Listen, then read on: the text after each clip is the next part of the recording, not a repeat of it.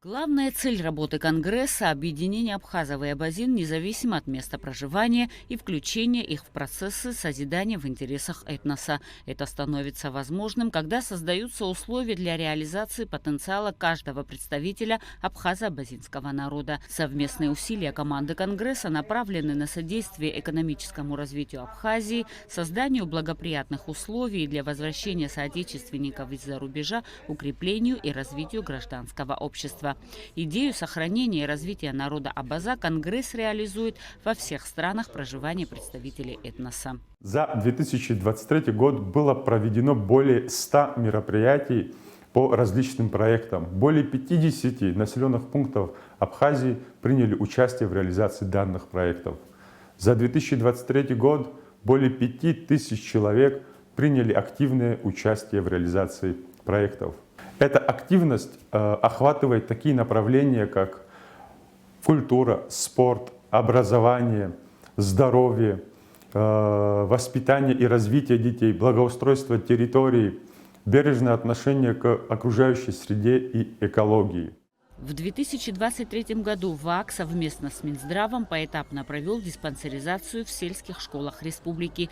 В течение года команда Конгресса с врачами побывала в 19 школах. Медосмотр прошли более 1500 учеников и учителей. С 15 по 18 сентября состоялась масштабная поездка в высокогорное село Псхо.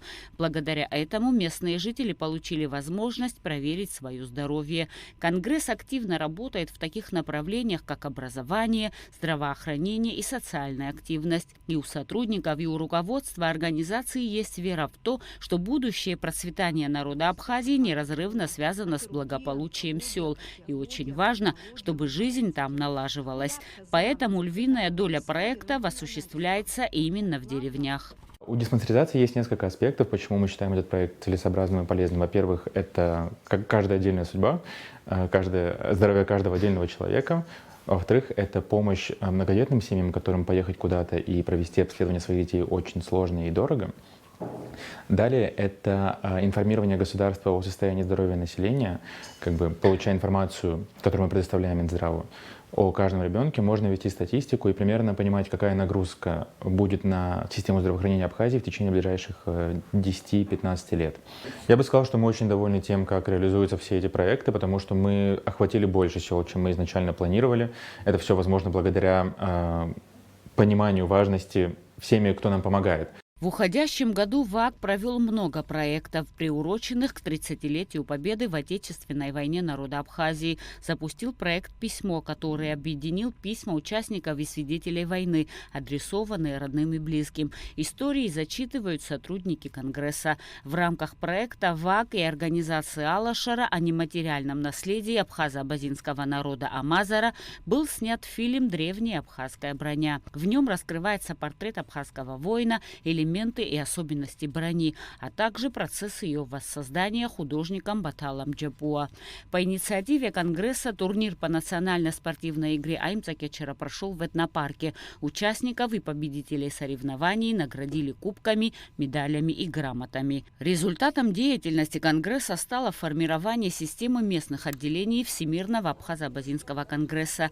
По мнению председателя Высшего совета ВАК Мусы Экзекова, таким образом создается база для развития гражданского общества в республике. Отделом по работе с местными представительствами Всемирного абхазо-абазинского конгресса в текущем квартале были завершены такие проекты, как Аймадара и проект по этнографическим лекциям. Реализация проектной части была 100%. Сотрудниками нашего отдела было совершено 100 выездов в населенные пункты нашей страны. Также мы смогли реализовать около 30 инициатив, которые поступали нам от представительств. Это всего лишь малая часть проекта ВАК. Команда Конгресса стремится к тому, чтобы выстроить процессы таким образом, чтобы система работала сама. Каждый человек должен осознать, что основа успеха в будущем, основа гармоничного существования – это максимальное сохранение идентичности собственной культуры, традиции, языка. В таком ключе будет продолжаться работа и в 2024 году. Эсма Джикерба, Эльдар Дамиров, Абхазское телевидение.